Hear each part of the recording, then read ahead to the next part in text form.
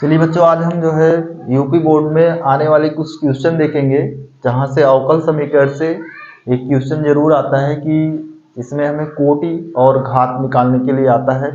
तो हम अवकल समीकरण में कोटि और घात कैसे ज्ञात करेंगे, आज हम जानेंगे कि कैसे निकाला जाता है।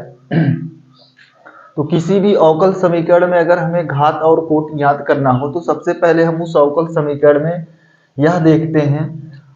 यह देखेंगे कि सबसे हाईएस्ट डेरिवेटिव का अवकलन क्या हुआ है इसमें, मतलब सबसे उच्चतम कोटि का अवकल गुणांक क्या है। जैसे इसमें हम देखते हैं, जैसे अगर कोई पहले सबसे उच्चतम कोटि का क्या होता है पहले ध्यान से समझ लीजिए। जैसे अगर हम बात करें, यहाँ पे लिख दें d2y upon dx2 plus dy by dx plus 5y equal to 0। तो ये हमारा एक अवकल समीकरण है और इस अवकल समीकरण में हम देखेंगे सबसे हाईएस्ट डेरिवेटिव का अवकलन हमारा क्या हुआ है, d2y अपान dx2। ये एक बार अवकलित हुआ है और ये दो बार हुआ है, तो मतलब सबसे हाईएस्ट डेरिवेटिव का हमारा यही है। तो हमें इस अवकल समीकरण में सबसे पहले हमें ये ढूंढना है कि सबसे हाईएस्ट डेरिवेटिव का अवकलन क्या है इसमें। उसके बाद उसको देखने के बाद हम ये देखेंगे कि कितनी बार ये अवकलित हुआ है, कितनी बार इसका अवकलन किया गया है। जो जितनी बार अवकलन किया गया हो उसकी क्या कहलाती है, वो हमारी उसकी कोटि कहलाएगी।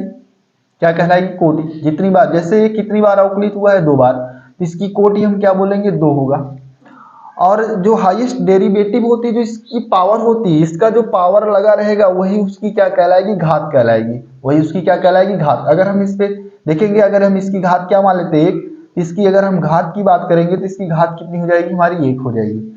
तो सबसे पहले हमें ये देखना है अवकल समीकरण में सबसे हाईएस्ट डेरिवेटिव का अवकलन क्या है और वो कितनी बार अवकलित हुआ है।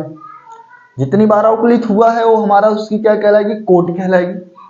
और उसकी जो घात होगी वो पूरे अवकल समीकरण की घात कहलाएगी, ये चीज। और दूसरी बात हमें ये देखना है कि अवकल समीकरण में कहीं भी रूट नहीं लगा होना चाहिए, अंडर रूट नहीं लगाना, रूट से करड़ी मुक्त होनी चाहिए। करड़ी मुक्त, अगर करड़ी में लगा रहता है तो पहले हम उस अवकल समीकरण को करड़ी से मुक्त करेंगे, फिर उसका हम कोटि और घात बता सकते हैं। और यह एक बात और भी ध्यान रखना चाहिए, कहीं कहीं पे अगर हमें ऐसे भी दे दिया जाए dy by dx plus dy by dx दे दिया जाए और साइन dy बाई dx दे दिया जाए प्लस 5y इक्वल टू 0 दे दिया जाए, यहाँ d2y अपन dx2 कर देते हैं। और अगर हमें इसकी घात पूछ ली जाए, इसकी घात क्या होगी, तो इसमें हम घात परिभाषित नहीं कर सकते, क्योंकि देखिए यहाँ पे साइन होना चाहिए, साइन थीटा होना चाहिए। और एंगल के स्थान पे अगर हमें ये अवकलन वाला दे दिया जाता है, जैसे यहाँ पे साइन थीटा होता है और साइन थीटा के स्थान पे हमें क्या दे दिया गया है, dy बाई dx दे दिया गया है, तो मतलब इसमें हम घात को परिभाषित नहीं कर सकते हैं। कोटि तो परिभाषित कर सकते हैं लेकिन इसमें घात परिभाषित नहीं हो सकता है। तो ये बात, हमें कुछ बातों को ध्यान में रखना है अवकल समीकरण को निकालने के लिए। अवकल समीकरण ज्ञात करने के लिए सबसे पहले हमें अवकल समीकरण में सबसे हाईएस्ट डेरिवेटिव देखते हैं, वो कितनी बार अवकलित हुआ है, वो उसकी क्या कहलाएगी, कोटि कहलाएगी। और जो उसकी घात होगी वो पूरे अवकल समीकरण की क्या कहलाएगी, घात कहलाएगी।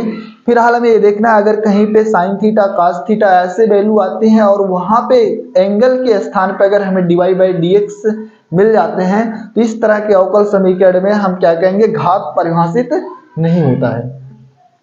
अब देखिए यहाँ पे कुछ अवकल समीकरण दिए गए हैं और इन अवकल समीकरणों में हमें घात ज्ञात करना है। तो सबसे पहले हम देखेंगे ए अवकल समीकरण। अगर हम यहाँ पे देखते हैं, इस पूरे अवकल समीकरण में अगर हम देखते हैं तो सबसे ज्यादा हाईएस्ट डेरिवेटिव का अवकलन हमारा यही है, सबसे ज्यादा। ये तो एक बार है और ये दो बार है, तो हम क्या देखेंगे, इसकी घात निकालनी है। तो घात क्या होगी हमारी, एक। इसकी घात कितनी हो जाएगी, एक। अगर हम इसमें घात पूछा गया तो घात हम कितना बताएंगे, एक बताएंगे। अगर हमें कोटि पूछा जाता तो कोटि हम कितना बताते हैं, कोटि हमारा वो होता है जितनी बार अवकलित हुआ है, दो बार हुआ है तो इसकी क्या हो जाएगी, कोटि दो हो जाएगा। हाईएस्ट डेरिवेटिव जो रहेगा उसी को हमें देखना है। और दूसरे समीकरण में अगर हम इसमें देखते हैं, इस वाले समीकरण में अगर हम आपसे बोलें कि इसमें कोटि क्या होगी, तो सबसे पहले इसमें देखेंगे सबसे हाईएस्ट डेरिवेटिव का अवकलन क्या है, ये 3 डी क्यूब वाई अपान डी एक्स क्यूब दिया गया है। तो अगर हमें इसमें देखना, अगर हमें इसमें कोटि निकालनी है, इसमें क्या निकालनी है, कोटि, तो इसकी अगर हम कोटि देखेंगे तो कोटि क्या हो जाएगी, 3 बार ये अवकलित हुआ है तो हम इसकी बोलेंगे कोटि कितनी होगी। अगर हम कोटि की बात करेंगे तो कोटि हमारा कितना आ जाएगा, 3 आ जाएगा। और घात देखेंगे तो इसकी घात कितनी होगी, इस हाईएस्ट डेरिवेटिव का जो होगा उसकी घात हम 1 मान लेते हैं, तो यहाँ पे इसकी अगर हम घात की बात करेंगे तो घात कितनी हो जाएगी, 1 हो जाएगी। ठीक। उसके बाद इस तीसरे अवकल समीकरण में अगर हम देखेंगे तो तीसरा अवकल समीकरण हमारा ये दिया गया है, इसमें सबसे हाईएस्ट डेरिवेटिव ये दे दिया गया, लेकिन यहाँ पे साइन थीटा एंगल के स्थान पे वाली वैल्यू दे दी गई है, इसकी घात परिभाषित नहीं होगी। अगर इसमें घात पूछा जा रहा है तो हम बोलेंगे घात परिभाषित नहीं है, घात परिभाषित नहीं है, लेकिन हम इसकी जो है कोटि बता सकते हैं। अगर इसकी कोटि देखने की बात क्या आ जाएगी तो कोटि हमारा क्या होता है, जो सबसे हाईएस्ट डेरिवेटिव होता है उसकी कोटि इसमें देखिए 2 बार हुआ है, तो हम बोलेंगे इसकी कोटि कितनी हो जाएगी, कोटि 2 हो जाएगी, लेकिन घात परिभाषित नहीं होगा। इस वाले अवकल समीकरण में देखते हैं, कह रहा है घात एवं कोटि याद करना है, तो इसमें हमें घात और कोटि निकालने के लिए सबसे पहले करना क्या होगा, यहाँ पे देखिए करड़ी में दिया गया है, तो पहले सबसे पहले हमें इससे करड़ी को मुक्त करना पड़ेगा। करड़ी से मुक्त कैसे हम करेंगे, अगर हम इसके दोनों पक्षों का क्या कर दें, वर्ग, तो दोनों पक्षों का अगर हम वर्ग कर देते हैं तो d2y अपन dx2 हो जाएगा, यहाँ इसका वर्ग हो जाएगा, और इधर जब इस पूरे का वर्ग करेंगे तो हमें मिलेगा y प्लस dy/dx पूरे का होल स्क्वायर। अब देखिए ये आपका, अब इसको अगर हम अवकल समीकरण के फॉर्म में इधर लिखना चाहें तो d2y dx2 यहाँ पे हम लिखते हैं d2y dx2 का होल स्क्वायर, माइनस इसको इधर लाएंगे तो माइनस y हो जाएगा, फिर माइनस dy/dx पूरे का होल स्क्वायर इक्वल टू 0। अब ये अवकल समीकरण मिल गया। अब इस अवकल समीकरण में देखेंगे सबसे उच्चतम कोटि का अवकलन क्या है हमारा, तो ये वाला है, क्योंकि ये 2 बार अवकलित हुआ और 1 बार, सबसे पहले हमें यही देखना है। अब इसमें अगर हम देखेंगे तो इसकी अगर हम, ये हमारा क्या हो जाएगा, इसको हम घात बोलते हैं और इसको कोट बोलते हैं, तो इसकी कोट कितनी हो जाएगी, हम बोलेंगे इसकी कोट कितनी होगी 2, और इसकी घात कितनी होगी 2 होगी, तो कोट और घात इसकी दोनों की क्या हो जाएगी 2 होगी। सबसे पहले हमें ये बात ध्यान में रखना है, अगर कहीं पे करड़ी लगा हुआ है अवकल समीकरण में तो सबसे पहले हमें उस करड़ी को हटाना पड़ेगा, और करड़ी हटाने के बाद हम देखेंगे सबसे उच्चतम कोट का अवकलन क्या है, वो कितनी बार अवकलित हुआ है, वो हमारी कोट कहलाएगी, और उसकी जो घात होगी वही हमारी पूरे अवकल समीकरण की घात कहलाएगी।